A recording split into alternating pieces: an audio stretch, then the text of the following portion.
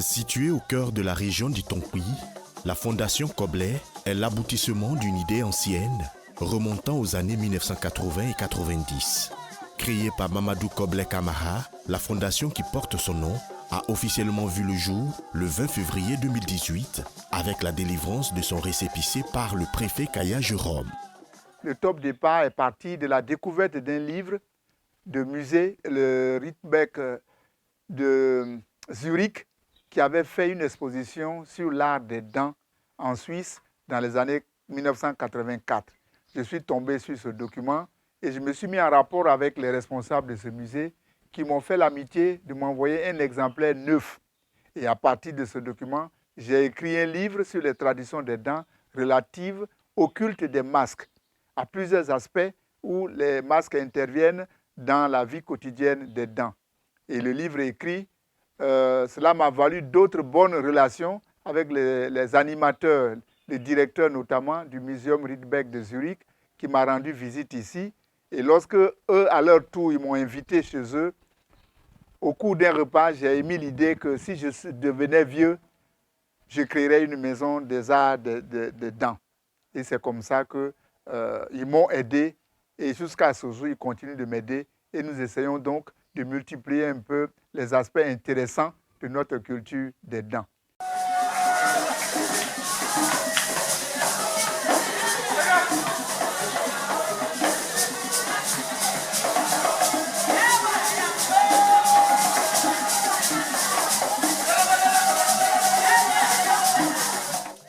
Implantée sur un terrain de plus de 800 mètres carrés, la Fondation Koblai est située dans le quartier d'Omoro à Mans, dans l'ouest de la Côte d'Ivoire.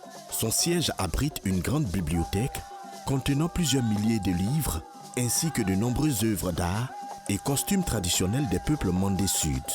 L'infrastructure comprend également un amphithéâtre pour des spectacles, une case sacrée et un musée actuellement en cours de finition. Devant la case à proprement parler, il y a plusieurs types de portes. Il y a ici, que nous avons enroulé, une clé qui, descendue, lorsqu'on est dedans, on voit ce qui se passe au dehors, mais ceux de dehors ne peuvent pas s'apercevoir que vous êtes en train de les regarder. L'organisation s'est fixée pour objectif de protéger, produire et valoriser les arts, les traditions, les coutumes, ainsi que la faune et la flore des peuples mandés du Sud, notamment les Dents, Gagou, Gouro, Maou, Moman, Nguin, Toura et Ouan. Tout le monde au village ne peut pas rentrer dans cette enceinte. Ceux qui sont choisis pour rentrer dans cette enceinte-là se connaissent, sont désignés et la place se transmet par héritage de père en fils. L'institution s'est distinguée par ses actions de sensibilisation auprès des élèves, notamment en matière de promotion de la lecture. Pour cela, une caravane dédiée à la distribution de cantines et des livres a sillonné les établissements primaires et secondaires des départements de Biankouman et de Sipilou. Au nom de mes collègues, j'aimerais dire que nous sommes ravis de recevoir la caravane de livres dans notre établissement.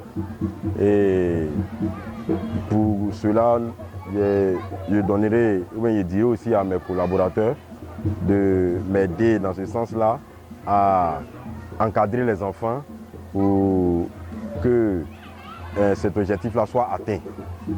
C'est l'objectif d'inciter les enfants à la lecture.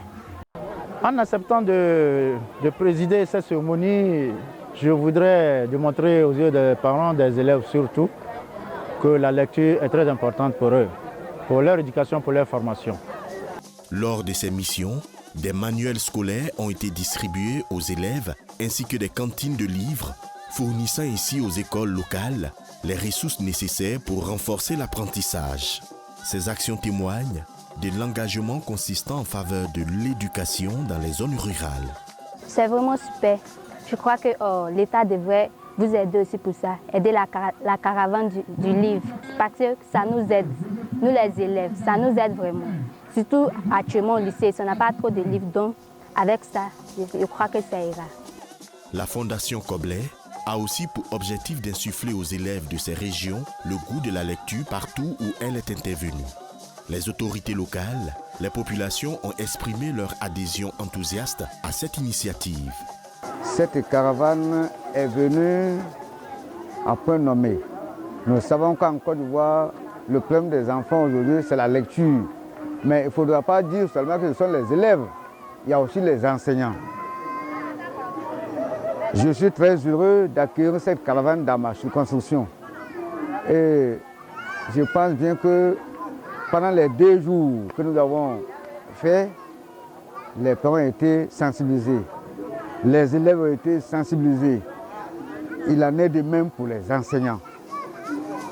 L'amélioration des conditions de vie des populations locales demeure une priorité à travers des initiatives axées sur l'éducation, le développement durable et la promotion des valeurs culturelles des Mandés Sud. Jeudi après-midi, nous étions au lycée moderne Iba Diomandé de Sipilou. Aujourd'hui, nous avons fait l'escale de Glanlé et nous sommes en train de terminer à l'escale de Sema. La caravane a pour objectif de mettre à la disposition des élèves et des écoliers des cantines de livres d'une capacité maximum pour le moment de 100 livres à lire pendant une période de 6 à 7 mois, au bout de laquelle on doit organiser des compétitions de lecture, de récitation et de compréhension des textes afin de primer les meilleurs. Voici un peu présenté la caravane du livre initiée par la Fondation Koblé des Mandés Sud.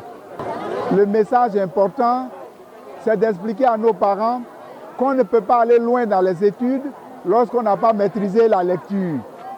Et nous les invitons à faire bon usage de ces cantines-là en lisant les livres, en les exploitant avec l'aide des enseignants, de sorte à ce que les messages contenus dans les livres puissent servir à ceux qui les l'ont lu tout le temps de leur cursus scolaire. Portant une vision d'un avenir meilleur pour les peuples Mandés Sud, cette structure s'efforce, via des projets éducatifs, économiques et culturels, d'offrir aux jeunes et aux adultes les moyens de construire un avenir durable. Pour joindre l'acte à la parole, un atelier intitulé Savoir des femmes a rassemblé plus d'une 50aine de personnes dans l'amphithéâtre de la Fondation Amman, au cours duquel les participants ont échangé sur le rôle des femmes dans la société des peuples mandés.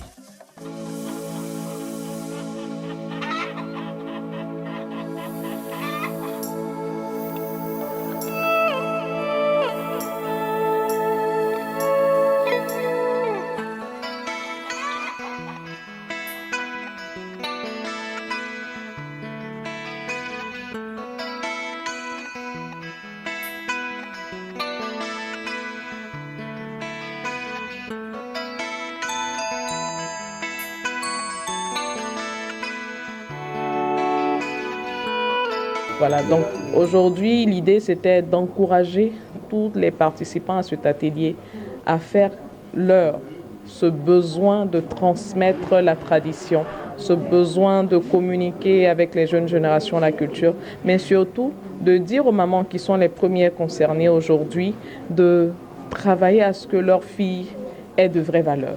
Voilà, parce qu'aujourd'hui, on acquiert des valeurs sur les réseaux sociaux, dans la ville, dans la commune, je veux dire un peu partout, mais des vraies valeurs que nos mamans ont eues avant.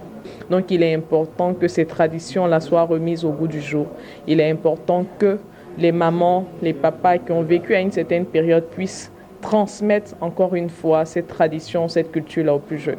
Mais j'encourage la nouvelle génération à s'imprégner de la culture, de notre culture, ancienne et présente, parce qu'une culture évolue.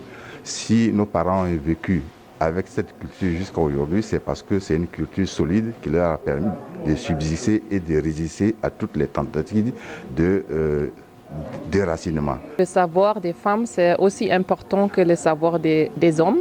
Et Hans Himmelheber, il a aussi fait des recherches sur les différents artisanats des femmes. Et c'est l'un qui s'est vraiment intéressé très tôt pour tout le monde qui a vraiment produit des objets. Et aussi, il s'est intéressé à la savoir autour des objets féminins aussi. Si on prend seulement un objet dans un musée sans des informations, ça ne sert à rien.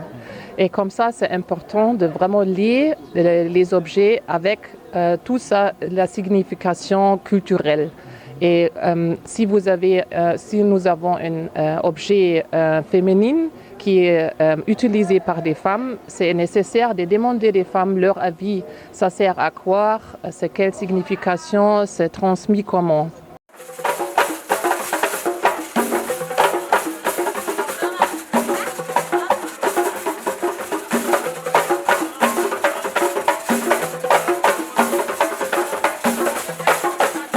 Je voudrais encourager toutes les femmes de vraiment continuer à leur démarche, à leur vie et aussi être fières de leur savoir et de leur vie et aussi supporter des autres femmes et des filles à elles.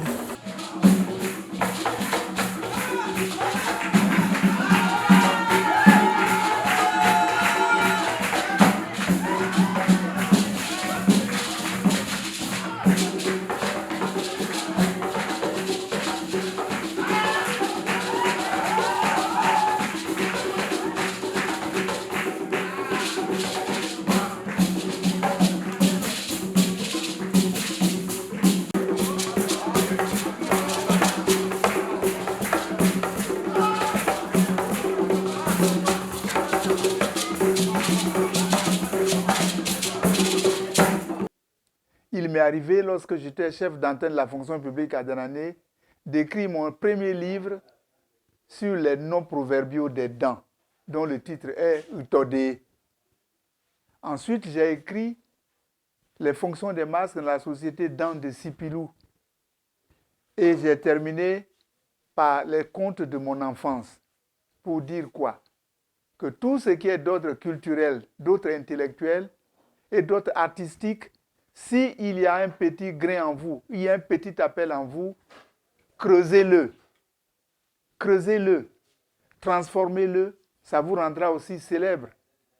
Quand je dis souvent en causant à nos amis que je suis déjà rendu 5 fois en Suisse, les gens disent, mais comment toi tu as fait? Mais c'est parce que je me suis intéressé à l'art des dents. J'ai apporté ma contribution sous forme d'écrit. Et aujourd'hui, j'apporte ma contribution sous la forme d'appel à s'intéresser à la lecture, d'appel à la collecte des objets traditionnels que nos parents ont utilisés, à les commenter. Ça peut être le travail de toute une vie pour celui qui y croit. Dans la même dynamique, la Fondation a également organisé un concours de valorisation des percussionnistes qui a suscité un véritable engouement auprès des jeunes générations. Ce concours visait à promouvoir et transmettre ce art ancestral tout en renforçant l'intérêt des jeunes pour leur héritage culturel.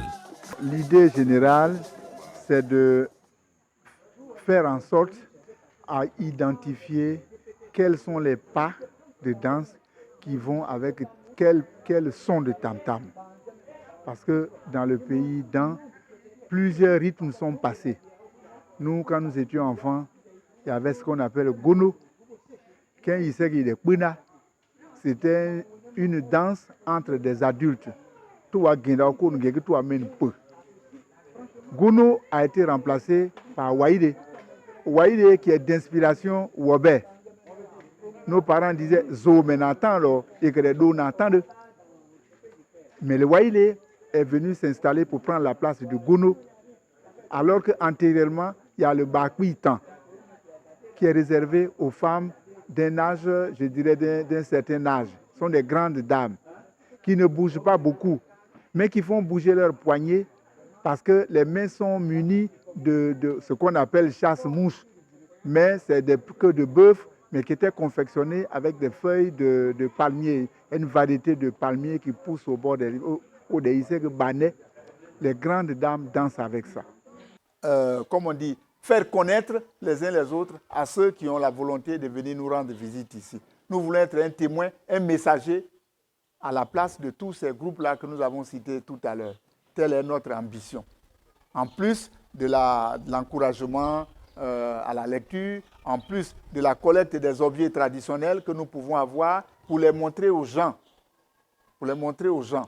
Notre grand projet même, c'est de transformer cette maison qui est en face de moi là en musée.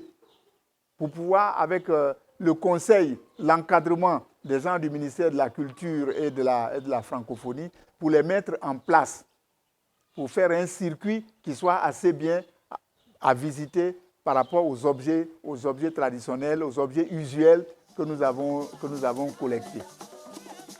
La Fondation Koblet des Mandés Sud représente également un modèle de solidarité, de progrès et d'espoir pour les générations à venir, avec le soutien des partenaires nationaux et internationaux. L'institution aspire à étendre son impact bien au-delà des frontières de la Côte d'Ivoire. Cette expansion symbolise la volonté de continuer à promouvoir l'éducation, le développement durable et la préservation des cultures des Mandés Sud sur la scène internationale, tout en restant fidèle à ses racines locales.